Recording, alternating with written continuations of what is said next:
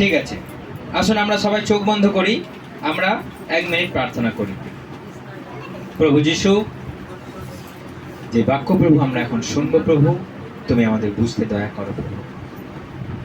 প্রভু, আমাদের মধ্যে কোনো রকম অজ্ঞানতা, মূর্খতা, কুসংস্কার আমাদের মধ্যে না থাকুক প্রভু যিশু। আমরা স্বাধীন হয়ে প্রভু বাঁচতে চাই প্রভু, আমরা স্বাধীন হয়ে তোমার সঙ্গে চলতে চাই প্রভু যিশু। তুমি আমাদের সমস্ত মূর্খতা তুমি দূর করে দাও ও প্রভু, আমাদের সরল এবং সত্য জ্ঞান তুমি আমাদের দাও, যেন তোমার সেই বাক্যকে নিয়ে সারা জীবন আঁকড়ে ধরে আমরা চলতে পারি প্রভু। কারণ বাইবেল বলছে তোমার বাক্যই আমাদের পথ দেখানোর বাতি। তোমার বাক্য দ্বারাই একজন যুবক, একজন যুবতী তার নিজের পথকে বিশুদ্ধ করে রাখতে পারে। তখনই সে পারবে যখন তোমার বাক্যকে সে হৃদয়ে সঞ্চয় করে রাখবে। তাই প্রভু, এই বাক্য নিয়ে আমরা আলোচনা করি, সেই বাক্যকে তুমি আমাদের হৃদয়ে গেঁথে রাখতে তুমি দয়া করো, স্মরণে রাখতে তুমি দয়া করো, তুমি সেই মতো চলতে দয়া করো। তোমার ইচ্ছা, তোমার পরিকল্পনা পূর্ণ হোক। এই প্রার্থনা প্রভু যীশু খ্রিস্ট আমি তোমার নামে চাই, আমেন। ঠিক আছে, আজকে আমরা একটা বাক্য নিয়ে আলোচনা করব। আমাদের বিজ্ঞানও বলে, আমাদের ইতিহাসও বলে যে মানুষ আগে কি ছিল? মানুষ আগে বাঁদর ছিল, তাই তো? আমরা পড়ে এসেছি যে আমাদের পূর্বপুরুষরা এরম এরম করে করে যেত, তাই তো? আমাদের পূর্বপুরুষরা প্রথমে হাঁটু গেড়ে, তারপর আরেকটু সোজা হলো, তারপর আরেকটু সোজা হলো, তারপর আরেকটু সোজা হলো, দিয়ে আস্তে আস্তে চলতে চলতে চলতে চলতে আজকে আমরা মানুষ। তাহলে আমাদের পূর্বপুরুষরা কে ছিল? হনুমান ছিল, তাই তো? বাঁদর ছিল। কারো মনে আছে আমার দাদু বাঁদর ছিল? এরা মনে আছে কারো? বা আমার দাদু দাদুরা সব বাঁদর মনে আছে কারো? কারো মনে নাই?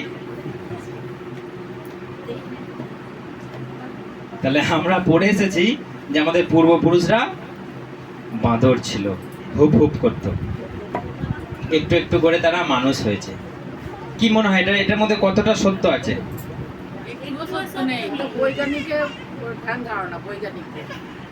বিজ্ঞানীরা রিসার্চ করে দেখছে যে আমাদের পূর্বপুরুষরা সব বাঁদর ছিল। আমরা কিভাবে তৈরি হয়েছি?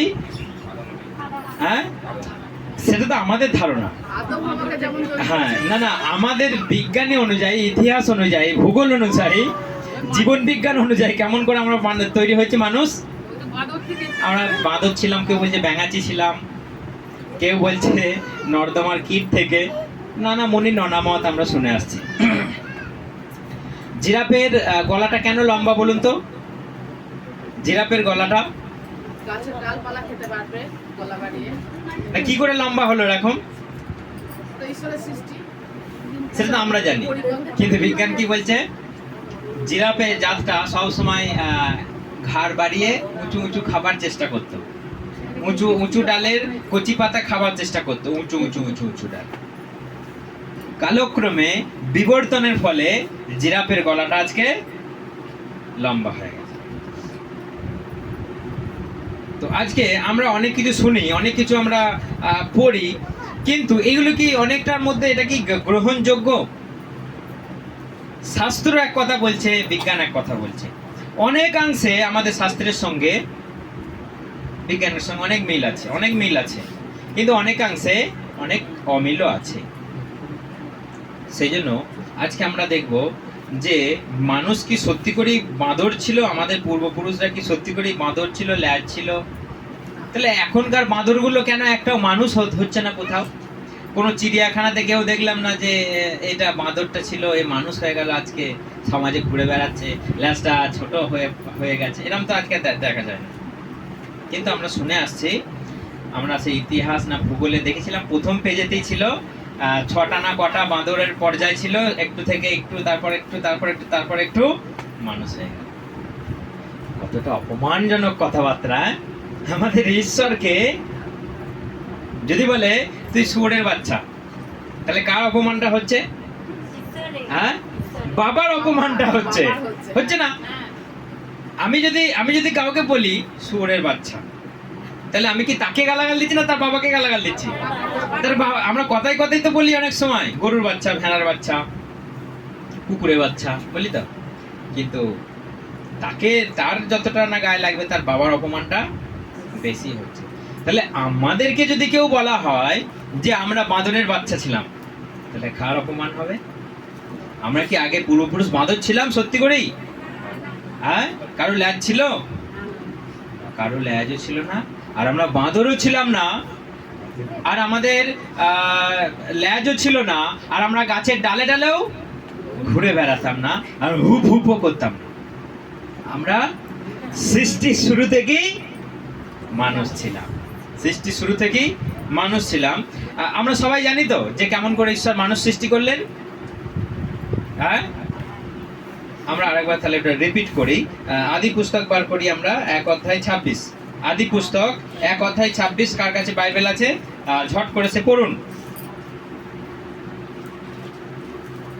তখন ঈশ্বর বললেন, এখন এসো আমরা মানুষ সৃষ্টি করি, হ্যাঁ, আমাদের আদলে আমরা মানুষ সৃষ্টি করব। আমাদের আদলে। আদলে। আচ্ছা, অন্য কোন ভাষাতে কি বলছে ওই জায়গাটায়?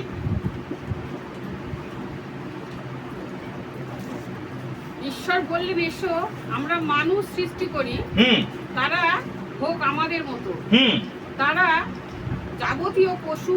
ঠিক আছে, ঈশ্বর বলছে তারা হোক আমাদের মতো। সাধু ভাষায় বলছে আমাদের প্রতিমূর্তিতে আমাদের মতো করে মানুষ সৃষ্টি করি। অর্থাৎ ঈশ্বর যেমন তার গঠন আকৃতি, ঈশ্বরের যেমন রূপ, ঠিক সেই রকমই ঈশ্বরের মতো করেই কাকে বানালেন? মানুষকে বানালেন।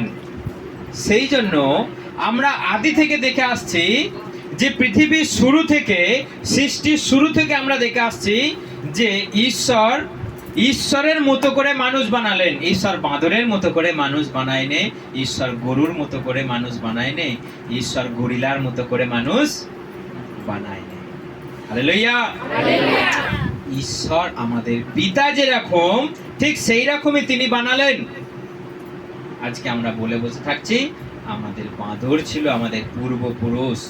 কথাটা অপমান করছি আমরা তাকে যদি আমরা এই কথাটা বলি যে আমাদের পূর্বপুরুষরা বাঁদর ছিল। তাহলে এখন কেন একটা বাঁদরও মানুষও হচ্ছে না, মানুষের মতোও হচ্ছে না, মানুষের মতো স্বভাবও হচ্ছে না? কেন একটা বাঁদরও হচ্ছে না? কেন বাঁদর সেই পশুর মতো নিয়ে আচরণ করছে? যার কাছে কলাটা নিল তাকেই চড়িয়ে দিয়ে কলাটা নিয়ে চলে, কেন মানুষের মতো নয়? সেই জন্য আমরা যেগুলো জেনে এসেছি এতদিন ভুল জেনে এসেছি, আমরা যেটা বুঝে এসেছি এতদিন ভুল বুঝে এসেছি। পৃথিবীর শুরু থেকে আমরা মানুষই ছিলাম, মানুষ করেই তিনি আমাদেরকে বানিয়েছে। বিজ্ঞান বলছে পৃথিবী কোটি কোটি বছর আগে, কোটি কোটি বছর আগে সৃষ্টি হয়েছে। কেমন করে সৃষ্টি হয়েছে? দুমদাম করে বম ফুটেছে, দিয়ে পৃথিবী বেরিয়ে এসেছে, দিয়ে সৃষ্টি হয়ে গেছে, ঠান্ডা হয়ে গেছে। পৃথিবী আগে আগুন ছিল, আস্তে আস্তে যুগ যুগ যুগ যুগ ধরে, কোটি কোটি বছর ধরে ঠান্ডা হয়ে হয়ে আজকে পৃথিবী সৃষ্টি হয়েছে। তিনি একটু একটু করে সবাইকে বানালেন, তিনি একটু একটু করে সবটাকে সৃষ্টি করলেন, আর সবটাই আমরা বলে দিলাম এগুলো এমনি এমনি হয়েছে। বাইবেল বলছে তিনি পৃথিবীটাকে, আমরা যদি ইয়োব 26 অধ্যায় দেখি, তিনি পৃথিবীটাকে শূন্যে ঝুলিয়ে রেখেছেন। তিনি পৃথিবীটাকে শূন্যে ঝুলিয়ে রেখেছেন, তার কোনো দড়ি, তার কোনো অবলম্বন, তার কোনো পিলার নাই। কিন্তু আজকে আমরা বলছি সব এমনি এমনি হচ্ছে, আজকে এগুলো সব এমনি এমনি ঘটছে। এর কোনো সৃষ্টিকর্তা, বড় বড় বিজ্ঞানী যারা পৃথিবীর 1 নম্বর বিজ্ঞানী, তারা কি বলছে? কোনো ঈশ্বর বলে কেউ নাই, এসব এমনি এমনি হয়ে গেছে, এমনি এমনি এগুলো হয়ে গেছে। যারা বড় দেশের পৃথিবীর 1 নম্বর বিজ্ঞানী, তারা আজকে বলার চেষ্টা করছে, তারা আজকে জানার চেষ্টা করছে যে এগুলো এমনি এমনি হয়ে গেছে, এমনি এমনি হয়েছে সব। তিনি 6 দিন ধরে নিজের মুখের বলে তিনি বানালেন। আলো হোক, সূর্য হোক, চন্দ্র হোক, নক্ষত্র হোক, পৃথিবী হোক, সমুদ্র হোক, আমরা সব দেখে আসছি। কিন্তু একটাও স্বীকার করতে পারলো না আজকে বিজ্ঞান যে ঈশ্বর বলে একজন আছে এবং ঈশ্বর এগুলোকে তৈরি করেছে। তারা আজকে স্বীকার করতে তাদের বাদ ছাড়ছে। কিন্তু আমাদের ঈশ্বর তিনি সৃষ্টি করেছেন।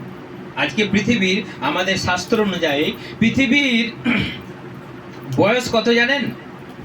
পৃথিবী কত বছর আগে তৈরি হয়েছিল? এই সৃষ্টিটা কত বছর আগে তৈরি হয়েছিল? আনুমানিক 6000 বছর। আনুমানিক 6000 বছর। কিন্তু বিজ্ঞান কি বলছে? কোটি কোটি বছর আগে। 2-1 বছর আগে নয়, কোটি কোটি বছর আগে। দেখুন, পৃথিবী যেদিন, ঈশ্বর যেদিন আদমকে সৃষ্টি করেছে, সেই আদম থেকে আব্রাহাম পর্যন্ত 2000 বছর। আপনি গুনুন, আদম থেকে আব্রাহাম পর্যন্ত 2000 বছর। আব্রাহাম থেকে দাউদ পর্যন্ত 1000 বছর। আবার একবার বলছি, সবাই হিসাব করবেন। আদম থেকে আব্রাহাম পর্যন্ত 2000 বছর, ঠিক আছে? আব্রাহাম থেকে দাউদ পর্যন্ত 1000 বছর। দাউদ থেকে যীশু খ্রিস্ট পর্যন্ত 1000 বছর। যীশু খ্রিস্ট থেকে আজ পর্যন্ত 2000 বছর। কত বছর হচ্ছে? হলো 6000 বছর। কিন্তু বিজ্ঞান কি বলছে? কোটি কোটি বছর আগে। দেখুন, ঈশ্বর কদিন ধরে পৃথিবী সৃষ্টি করেছিল? 6 দিন ধরে। তাহলে আমাদের হিসাব অনুযায়ী বাইবেলে পৃথিবীর বয়স কত হচ্ছে? 6000 বছর। ঈশ্বর কদিনে পৃথিবী সৃষ্টি করেছিল? 6 দিনে। কদিনের দিন রেস্ট করেছিল? 7 দিনের দিন বিশ্রাম নিয়েছিল। তাহলে আজকে 6000 বছর পেরিয়ে গেছে। ধরুন আমরা সেই 7 দিনের দিন 7000 বছরের আমরা প্রবেশ করেছি, অর্থাৎ 7 দিনের দিন আমরা প্রবেশ করেছি, বিশ্রাম দিন প্রবেশ করেছি। ঈশ্বরের বিশ্রাম নেওয়ার সময় সবকিছু গুটিয়ে দিয়ে এটা বিশ্রামের সময় আমরা শেষ যুগে বাস করছি। এটাই হিসাব বলছে, এটাই বাইবেল বলছে যে এটাই পৃথিবীর অন্তিম কাল, ঈশ্বরের বিশ্রামের দিন। হালেলুয়া। কিন্তু এখনো মানুষ খুঁজে বেড়াচ্ছে কোথায় সেই স্বর্গ বলে জিনিস আছে, কোথায় নরক বলে জিনিস আছে। তারা জেনেও জানার চেষ্টা করতে পারছে না, বুঝেও তারা বুঝতে পারছে না, তারা খুঁজে পেয়েও সেটা প্রকাশ্যে আনতে পারছে না। রাশিয়ার এক দল বিজ্ঞানী যখন পৃথিবীটাকে খুঁড়তে গিয়েছিল যে পৃথিবীর এ মাথা ও মাথা আমরা দেখব যে কি আছে, তখন তারা বোরিং, আমরা যেমন কল বসানোর বোরিং দেখি, তারা বোরিং করছে, বড় বড় পাইপ নিয়ে তারা বোরিং করছে, করতে করতে করতে করতে করতে করতে যখন পৃথিবীর গভীরে পৌঁছে গেছে, সেখানে শুধু আগুন আগুন আগুন। কত ডিগ্রি সেলসিয়াস সে যেখানে লোহা গলে যেতে পারে আপনি চিন্তা করুন। তারা যখন বোরিং করছে, তাদের পাইপ, তাদের সমস্ত কিছু মেশিন পত্র সব আগুনে পুড়ে যাচ্ছে, গলে যাচ্ছে। তারা আর ওর ভেতরে আর প্রবেশ করতে পারছে না। তারা সেই প্রজেক্টটাকে, কোলা সুপার ডিপ মানে সেই প্রজেক্টটাকে ক্লোজ করে দিয়ে তারা সিল করে দিলে এখানে আর যাওয়া যাবে না। সেখানে যখন তারা খুঁড়ছে, খুঁড়তে খুঁড়তে তখন যারা ভিতরে যাচ্ছে, সেই পাথর থেকে সেই 200 ডিগ্রি বলুন, 2000 ডিগ্রি বলুন, সেই পাথরেও কি বেরোচ্ছে? পোকা বেরোচ্ছে, কেঁচোর মতো কিলবিল কিলবিল করছে। কত ডিগ্রি? 200 ডিগ্রি। যেখানে 100 ডিগ্রি তাপমাত্রাতে সব কিছু পোকামাকড় মরে যায়, আমরা জানি জল ফুটে 100 ডিগ্রিতে, আর সেখানে আপনি যত পোকামাকড় দিন সব মরে শেষ। কিন্তু 200 ডিগ্রি সেলসিয়াস তাপমাত্রাতে পাথরের ভেতরে পোকা বেরিয়ে আসছে।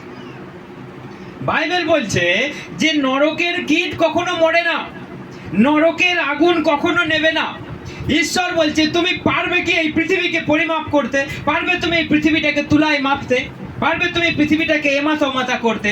পারবে তুমি উপরে যেতে? পারবে তুমি নিচেই যেতে? তুমি পারবে না। কিন্তু বিজ্ঞান আমরণ চেষ্টা করছে, আমি করব করব করব। কিন্তু যা ভেতরে যা, ভেতরে কি দেখলো? আগুন আর আগুন। বাইবেল কি বলছে? নরকের আগুন, শুধু আগুন, ফুটন্ত লাভা। সেখান থেকে মানুষ কখনো রেহাই পেতে পারে না। কিন্তু বিজ্ঞান আমরণ চেষ্টা করছে না, এটা বলছে এটা আগ্নেয়গিরি। পৃথিবীর উপরটা শান্ত, পৃথিবীর ভিতরটা গরম, সেই জন্য এগুলো ঘটছে। এগুলো অটোমেটিক। কি বলছে? অটোমেটিক। মানুষকে এখনো ভুলাচ্ছে। ঈশ্বরের সব প্রমাণ পেয়েও মানুষকে ভুলাচ্ছে, বলছে সব এমনি এমনি হয়েছে, পৃথিবী ঘুরছে এমনি এমনি এমনি এমনি ঘুরছে। এটা কি কাল আমাদের? হ্যাঁ, অন্তিম কাল তো জানি। এখন কি কাল চলছে এটা?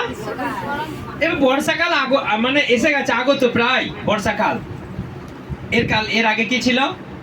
গ্রীষ্মকাল। এখন বর্ষাকাল। এরপরে কি আসবে? হ্যাঁ, কটা ঋতু বলুন তো আমাদের? 6টা ঋতু। এগুলো দেখুন আমাদের প্রয়োজন অনুসারে ঈশ্বর দিয়ে থাকেন, আমাদের প্রয়োজন অনুসারে। গরমের পরে একটু ঠান্ডা, যখন বৃষ্টিটা হলো আপনি কি বলেন? তাই তো? তাহলে আমাদের সবটাই প্রয়োজন অনুসারে ঈশ্বর দিয়ে থাকেন, কিন্তু আমরা মনে করি না না এগুলো মৌসুমী বায়ু, এটা অমুক বায়ু, এটা তমুক বায়ু আসছে আমাদের পৃথিবীকে ঘুরিয়ে ঘুরিয়ে এসব করছে। এখনই আমাদের চাষবাসের সিজন, তাই তো? যত বর্ষার জল আসবে চাষ হবে। আমরা বুঝতেই পারলাম না যে বৃষ্টি আসছে এটা ঈশ্বরের দয়া। বৃষ্টি আসছে এটা ঈশ্বরের দয়া। এই ভূমিতে যত জল ছিল ঈশ্বর বললেন সব এক জায়গায় জড়ো হোক আর ভূমি বেরিয়ে আসুক, সব এক জায়গায় জড়ো হোক আর ভূমি বেরিয়ে আসুক। সেখান থেকে ভূমি বেরিয়ে এলো, মানুষ চাষবাস করার জন্য জায়গা খুঁজে পেল। আর এই পৃথিবীর জলটাকে তিনি দুভাগে ভাগ করে দিলেন, একটা উপরে একটা নিচে। সেই জন্যই তো আমরা বৃষ্টি পাই। কিন্তু আজকে আমরা বৃষ্টিটাকে মনে করছি অটোমেটিক, এটা অটোমেটিক। কিন্তু ঈশ্বর নিয়ম করে দিয়েছেন যে বৃষ্টি আসার একটা সময় আছে। এইভাবে এই সময় বৃষ্টি আসবে, শীত আসবে, গরম আসবে, সব এটা দরকার আছে। হালেলুয়া। কিন্তু আমরা মানছি না, মানব না। আমরা বুঝছি না, আমরা বুঝবো না। আমরা এখন জ্ঞানী হয়েছি, আমরা এখন পণ্ডিত হয়েছি। আমরা কেন ঈশ্বরের এই সরল, ঈশ্বরের এই সুন্দর সৃষ্টিকে আমরা নিয়ে মাতামাতি করে ভাবতে যাবো এসব এমনি এমনি হয়েছে? এসব এমনি এমনি হয়েছে। আজকে বিজ্ঞান যত জ্ঞানী, বিজ্ঞান আজকে তত মূর্খ। আমার কথা নয়, বাইবেল বলছে। আপনি করিন্থীয় 1 অধ্যায় বার করুন, সেখানে পড়ুন। সেখানে লেখা রয়েছে, করিন্থীয় 1 করিন্থী 1 অধ্যায় 19, সেখানে লেখা রয়েছে এই জগতের মানুষের জ্ঞানকে আমি মূর্খ করে দেবো, নষ্ট করে দেবো। আর যেটা জগতের তুচ্ছ, জগতের একদম হীন, সেইটাকে আমি তুলে একদিন উন্নতি করব। সেটাকে আমি একদিন জ্ঞানী, সেটাকে একদিন আমি বড় কিছু বলে প্রমাণ করব। হালেলুয়া।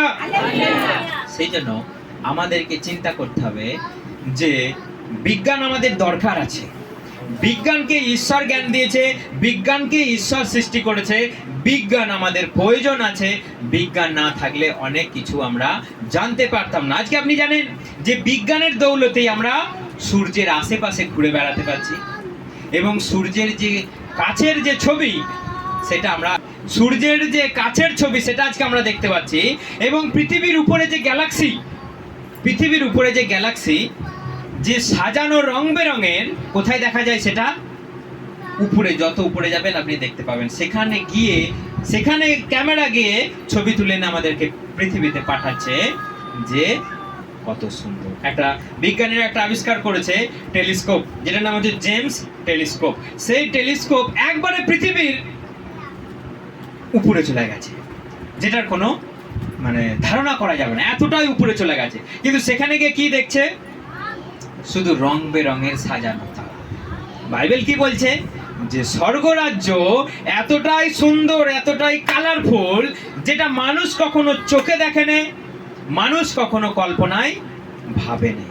তো আজকে আমরা বিজ্ঞানের দৌলতে আমরা বুঝতে পারছি, একটু আইডিয়া পাচ্ছি যে যদি গগন এত সুন্দর হতে পারে, তাহলে আমাদের স্বর্গ আরো কতটা সুন্দরই না হতে পারে। হালেলুয়া। সেজন্য আমাদেরকে কল্পনা করতে হবে। বিজ্ঞানকে আমাদের ফেলে দেওয়ার বিষয় নয়, বিজ্ঞানকে নিয়েই আমাদের চলতে হবে। কিন্তু সবটাই যদি বিজ্ঞান বলে যে না এটা এমনি এমনি হয়েছে, আমরা মেনে নিতে পারি না। কারণ আমাদের ঈশ্বর একটু একটু করে বানিয়েছে। আমাদেরকে যদি বলে আমাদের পূর্বপুরুষ বাঁদর, আমি বলবো না, তোমাদের পূর্বপুরুষ যদি বাঁদর হতে পারে, আমাদের হতে পারে না। আমাদের পূর্বপুরুষ সদাপ্রভু, যিনি আমাদেরকে হাতে করে বানিয়েছেন, যার অংশ আমাদের মধ্যে আছে। আমরা কেন বাঁদর হতে যাবো? আমরা কি হুপ হুপ করে ঘুরে বেড়াচ্ছি নাকি? না ডালে ডালে ঘুরে বেড়াচ্ছি আমরা? না। যেই কথাটা বলবে আপনি বলবেন আমার পূর্বপুরুষ সদাপ্রভু বাহিনীগণের ঈশ্বর প্রভু যীশু খ্রিস্টের মতো আমার সৃষ্টিকর্তা, আমার পূর্বপুরুষ বাঁদর হতে কখনোই পারে না। যদি বাঁদর হতো তাহলে একটা বাঁদরও দেখাও আজকে মানুষ হয়ে গেছে। সেই জন্য আমাদেরকে চিন্তা করতে হবে যে আমরা কাকে অনুসরণ করছি, কোন শাস্ত্রকে অনুসরণ করছি এবং আমরা কার অনুগামী। যদি আমরা ভুলে যাই, যদি আমরা বুঝতে ভুল করি, তাহলে কিন্তু আপনি ভুল করবেন এবং আপনি মানুষ হয়েও আপনাকে একটা অপবাদ আপনার রয়ে যাবে যে আপনি বাঁদর ছিলেন, আপনি বাঁদরি ছিলেন। সেই জন্য আপনি কখনোই ভুলবেন না যে আমার পূর্বপুরুষকে, আমার পূর্বপুরুষ ঈশ্বর ছাড়া আর কেউ হতে পারে না। আমরা অনেক সময় বলি যে মানুষ বারবার জন্মায়। কতবার জন্মায় মানুষ কার জানা আছে? না, একবার তো আমরা জানি, কিন্তু আমরা অনেক গল্প জানি। সেই গল্প অনুযায়ী মানুষ কতবার জন্ম নেয়? 7 বার। কিন্তু আমি শুনেছি 36,000 বার। 36,000 বার কোন একটা শাস্ত্র বলছে 36,000 বার মানুষ রিসাইকেল করে জন্ম নেয়। বাস আবার বলছে 400 লক্ষ বার। সেটা বাদ দাও, ওটা অনেক হয়ে গেল ওটা। কিন্তু আপনি ভাবুন, মানুষ বলে তো মানুষের পাপের ফলে কেউ বাঁদর হয়, কেউ কুকুর হয়, কেউ পিঁমড়ে হয়, কেউ বলে কৃমি হয়। বলে তো মানুষের পাপের ফলে যে জঘন্য পাপ করে সে নাকি কৃমি হয়। পেটে যেগুলি কিল কিল কিল কিল করে ঘুরে বেড়ায়, পোকা কীট, হয়তো শুনেছেন তো? এগুলি জানতাম তো আমরা। তাহলে এবার একটা কথা বলুন, আপনি মনে করুন চরম পাপ করেছেন, ঠিক আছে? আপনি একজন চরম পাপী, সেই জন্য আপনাকে জন্ম নিতে হলো কি, আমি ধরে নিলাম কুকুর, কিংবা আপনি যে কোনো একটা যে পশুটাকে ভালোবাসেন আপনি মনে করেন আপনি সেইটা। এবার বলুন, মানুষ ছাড়া একটা কোনো পশু বা প্রাণীর বা কীট পোকারও কোনো বিবেক বা কোনো জ্ঞান আছে যে আমি পাপ করেছিলাম আগের জন্মে? হ্যাঁ, যে সেই জন্য আমি কুকুর হয়েছি ভাই, আমি আর কারো বাড়ি থেকে, আমাদের বাড়িতে যেমন একটা রোজ কুকুর এসে নোংরা করে দিয়ে চলে যায়, একদিন মারও খেলো, তারপর আবার চলে এলো। কিন্তু এবার একটা কেসটা হচ্ছে, তার কি কোনো জ্ঞান আছে আগের জন্মে আমি পাপ করেছিলাম বলে আমি কুকুর হয়েছি, আমি গরু হয়েছি, আমি ছাগল হয়েছি, ভেড়া হয়েছে? আছে কোনো জ্ঞান? না, সেই গরুটা আপনার সঙ্গে চুপি চুপি বলে এই আগের জন্মে আমি ওই জায়গায় ছিলাম, এত পাপ করেছিলাম বলে আজকে গরু করে দিয়েছে, বলে কোনোদিন? তাহলে আপনি বলুন, আপনার যে পাপের ফলে আপনি একটা পশু হলেন, তাহলে সেই পশুটাও পাপ স্বীকার করতে পারলো না? পারলো? বাইবেল বলছে আপনি যতক্ষণ না নিজের পাপকে আপনি স্বীকার করবেন, নিজের পাপকে আপনি বুঝতে পারবেন, নিজের পাপের জন্য অনুতপ্ত হবেন, নিজের পাপের জন্য ক্ষমা চাইবেন, ততদিন আপনি ক্ষমা পাবেন না। এবং আপনার পাপের জন্য একটা রক্তের প্রয়োজন, ততদিন আপনি ক্ষমা পাবেন না। তাহলে আপনি যদি আজকে বাঁদর হলেন, আজকে কুকুর হলেন, মরে গেল, এবার সেই বাঁদরটা কুকুরটার পরের জন্মে আবার যদি পিঁমড়ে হয়, এরকম করে ঘুরে ঘুরে হয়, তো লাস্টে বলে নাকি আবার মানুষ হয়, তাই তো? কি হয়? ঘুরে ঘুরে ঘুরে ঘুরে এসে মানুষ হয়। আবার সেই মানুষটা এখন যদি জন্মায়, সে যদি ঈশ্বর থেকে দূরে থাকে, আপনি বলুন তো সে কি ভালো জীবনযাপন করতে পারবে? হ্যাঁ, তার কাছে যদি একটু টাকা পয়সা যদি বেশি থাকে, সে পারবে ভালো জীবনযাপন করতে? সে যদি একটু চাকরি পেয়ে যায়, পুলিশের চাকরি পেয়ে যায়, সে পারবে ধার্মিক জীবনযাপন করতে? হ্যাঁ, সে যদি একটু ভালো পজিশনে চলে যায়, সে পারবে জীবনযাপন করতে? কারণ এখনকার যা ব্যবস্থাপনা, এখনকার যা পরিস্থিতি, যার কাছে একটু টাকা থাকবে সে আর পবিত্রতায় ধরে রাখতে পারবে না, এটা গ্যারেন্টি। যতক্ষণ না একটা মানুষ ঈশ্বরকে বিশ্বাস করছে, ততক্ষণ সে ধার্মিকতা বজায় রাখতে পারবে না। সেই জন্য এই যা পরিস্থিতিতে একটা মানুষ হয়ে আপনি পারবেন ধার্মিক জীবনযাপন করতে, তাহলে তো আপনি আবার পাপে মরে গেলেন, এরপর কি জন্ম দেবেন আপনাকে? আবার না হয় বললো আপনি গাছ হয়ে গেলেন, হয়তো না, অনেক সময় গাছও তো হয়। তাহলে এরপর চিন্তা করুন আপনার কোন কালে পাপের ক্ষমা হবে, কোন কালে আপনি মোক্ষ লাভ করবেন বা মোক্ষ লাভ করবেন বা আপনি পরিত্রাণ পাবেন, কোন কালে? এই যে ধারণা নিয়ে আপনি কোন কালে মুক্তি পাবেন? কোনো কালেই মুক্তির কোনো আশা আমরা দেখতে পাচ্ছি না। সেই জন্য আপনি আজকে জেনে রাখুন, মানুষ জন্ম একবার, মানুষের মৃত্যুও একবার। আপনি আগে ছিলেন না কোনো গরু, আগে ছিলেন না কোনো পোকামাকড়, আগে ছিলেন না আপনি কোনো কৃমি বা কিচ্ছু আপনি ছিলেন না। আপনাকে ঈশ্বর মানুষ করেই একবার পাঠিয়েছে, মরতেও আপনাকে একবারই হবে। এই যে কদিন বেঁচে আছেন, যদি আপনার জীবন চরিত্র যদি ধার্মিক যদি না হয়, তাহলে আপনাকে দ্বিতীয়বার মরতে হবে। কোথায় সেটা? নরকে। দেখুন এই কথাটা আমরা একটু পড়ি, তাহলে আমরা বুঝতে পারবো। আমার সঙ্গে সবাই প্রকাশিত বাক্য বার করি, 21 অধ্যায়, প্রকাশিত বাক্য 21 অধ্যায় 8। কিন্তু যারা ভীরু, অবিশ্বাসী, ঘৃণ্য লোক, নরঘাতক, যৌনপাপে পাপগ্রস্ত ও মায়াবী, প্রতিমা পূজারী, যারা মিথ্যাবাদী, এদের সকলের স্থান হবে সেই আগুন ও জ্বলন্ত গন্ধক হ্রদে। এই হলো দ্বিতীয় মৃত্যু। হ্যাঁ, সবাই শুনতে পেলেন? এটা দ্বিতীয় মৃত্যু কি? যারা পাপ করবে, যারা এই মানুষ হয়ে যারা এই জগতের মতো জীবনযাপন করবে, তারা আবার মরবে, তারা আগুনের হ্রদে গিয়ে তারা আবার পতিত হবে। এটাই হচ্ছে দ্বিতীয় মৃত্যু। প্রথম মৃত্যু আপনি পৃথিবীতে মরে গেলেন, দ্বিতীয় মৃত্যু আপনার আত্মাকে ফেলে দেওয়া হবে কোথায়? নরকে। আপনি আর জীবনের মুখ, আপনি আর অনন্ত জীবনের মুখ, আপনি ঈশ্বরের সেই স্বর্গীয় রাজ্য, ঈশ্বরের সেই মুখে আর কখনোই আপনি দর্শন করতে পারবেন না। তাহলে মানুষের প্রথম মৃত্যু হলো এই পৃথিবীতে, দ্বিতীয় মৃত্যু কোথায়? নরকে। তাহলে আর আপনাকে গরু ছাগল হওয়ার কোনো গল্প রয়েছে দেখতে পেলেন এখানে?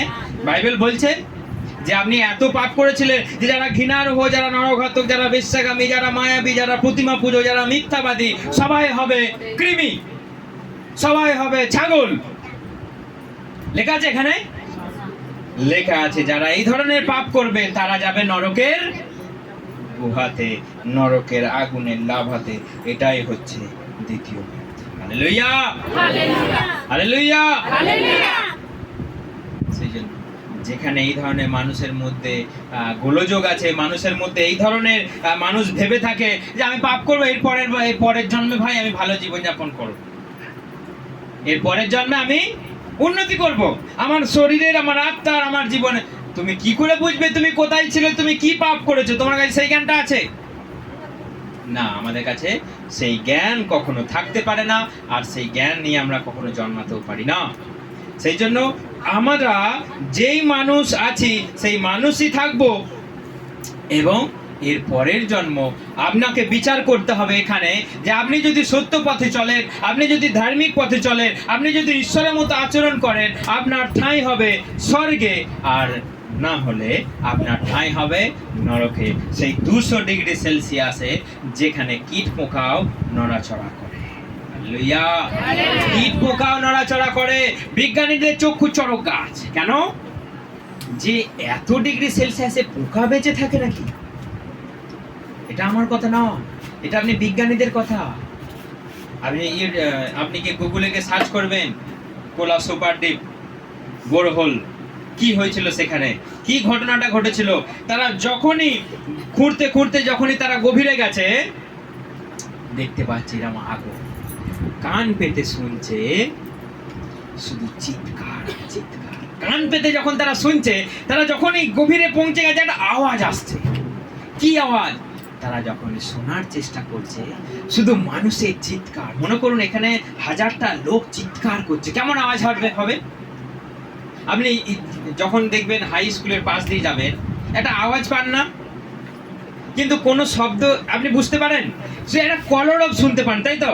তাহলে 1000টা মানুষ যদি চিৎকার করে বাঁচাও বাঁচাও, যে শুধু চিৎকার চিৎকার চিৎকার চিৎকার, আপনি ইউটিউবে গিয়ে সার্চ করবেন সেই নরকের আওয়াজ এবং সেই কোলা সুপার দ্বীপে কি আওয়াজ পেয়েছিল, কি ঘটনাটা বৃত্তান্ত, আপনি বাংলাতেই সার্চ করবেন, বাংলাতেই পেয়ে যাবেন। গিয়ে আপনি পড়ে দেখবেন যখন তারা শুনলো যেটা মানুষের চিৎকার, তারা সেই প্রজেক্টটাকে বন্ধ করে দিয়ে একদম সেই ফাইলটাকে ক্লোজ করে দিল, মানুষকে বুঝতেই দিল, জানতেই দিল না। যে যদি মানুষকে এটা বলে দেওয়া হয়, যদি তারা আনুষ্ঠানিক করে অফিসিয়ালি যদি ঘোষণা করে দেয় যে না আমরা কিছু আওয়াজ পেয়েছি যেটা খুব ভয়ঙ্কর, তাহলে মানুষের তো কলরব পড়ে যাবে, তো বাইবেলের তো তখন তো চাহিদা বেড়ে যাবে। কারণ বাইবেল তো এটা লেখা আছে যে 200 ডিগ্রি সেলসিয়াসে পোকা বেঁচে থাকতে পারে, কারণ ঈশ্বর বলছে নরকের কীট কখনো মরে না, অর্থাৎ আগুনের মধ্যেও সেই পোকামাকড় ঘুরতে পারে। কাদের জন্য? মানুষকে টর্চার করবার জন্য এবং সেই শয়তানকে টর্চার করবার জন্য। সেজন্য আমাদের কি যদি সচেতন না হয়, এখনো যদি সেই ঈশ্বরের প্রতি আমাদের ভয় না থাকে, তাহলে চিন্তা করুন আপনার চোখ দিয়ে সেই পোকাটা ঢুকছে, কেঁচোটা নাক দিয়ে বেরিয়ে যাচ্ছে, আবার মুখ দিয়ে ঢুকে যাচ্ছে, পেট দিয়ে নাই দিয়ে বেরিয়ে যাচ্ছে। চিন্তা করুন একবার কেমন হবে যদি আপনার শরীরের ভেতর দিয়ে যদি পোকামাকড় যাতায়াত করে। বাইবেল বলছে নরকে সেই যাতনা, সেই টর্চার করা হবে, আপনাকে ছটফট করতে হবে। এখনো যদি ভয় না থাকে, আপনি ভয়ে ভীত হয়ে জীবনযাপন করুন, যে ঈশ্বর আসছে, আমরা পৃথিবীর শেষ সময় বাস করছি, পৃথিবীর শেষ সময়। কারণ প্রথমেই বলেছি যে 6000 বছর আমরা পেরিয়ে গেছি, আমরা 7000 বছরে প্রবেশ করেছি, এবং ধরুন 7 দিনে প্রবেশ করেছি, বিশ্রামের সময় প্রবেশ করেছি।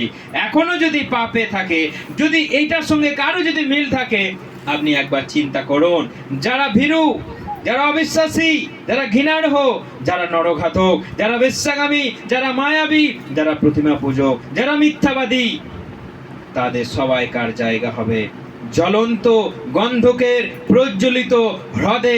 এটাই হবে দ্বিতীয় মৃত্যু। হালেলুয়া। যে কটা বললাম পয়েন্ট, যদি একটাও কারো সঙ্গে যদি মিল থাকে, আপনি কিন্তু সচেতন হয়ে যান, তা না হলে কিন্তু সেই গরমের তাপ সঙ্গে পোকামাকড় আপনার শরীর দিয়ে চলবে। এটা কিন্তু একটুও বানানো কথা নয়, মানুষকে ভয় দেখানো কথা নয়, সত্য কথা। আপনি স্বীকার করলে বাঁচবেন, তা না হলে সত্য কথায় আপনি না শুনলে আপনি মরবেন। কেউ পার পাবে, কেউ উদ্ধার পাবে। কারণ শুধু সময়ের অপেক্ষা, কারণ শুধু সময়ের অপেক্ষা। আসছে আসছে আসছে। বিজ্ঞানীরা যত যাই বলুক, আপনি ভুলবেন না যে ঈশ্বর বলে কেউ নেই, ঈশ্বর বলে কেউ নেই। একটা বিজ্ঞানীর নামটা আমি এই মুহূর্তে ভুলে গেছি, বড় বিজ্ঞানী, ছোটবেলা থেকেই তার প্রচুর জ্ঞান, কিন্তু সে অ্যাবনর্মাল টাইপের। কিন্তু যখন সে বড় হলো, সে একবারই স্ট্যাচু হয়ে গেল। তাকে হুইল চেয়ারে বসিয়ে দেওয়া হতো, কিন্তু তার একটা গাল নড়তো, তার একটা গাল নড়তো। একটা যন্ত্র আবিষ্কার করেছে, তার গালের সঙ্গে এরকম মেশিনটা লাগানো থাকতো, এরকম একটা টাচ স্ক্রিন তার গালে এরকম লাগানো থাকতো।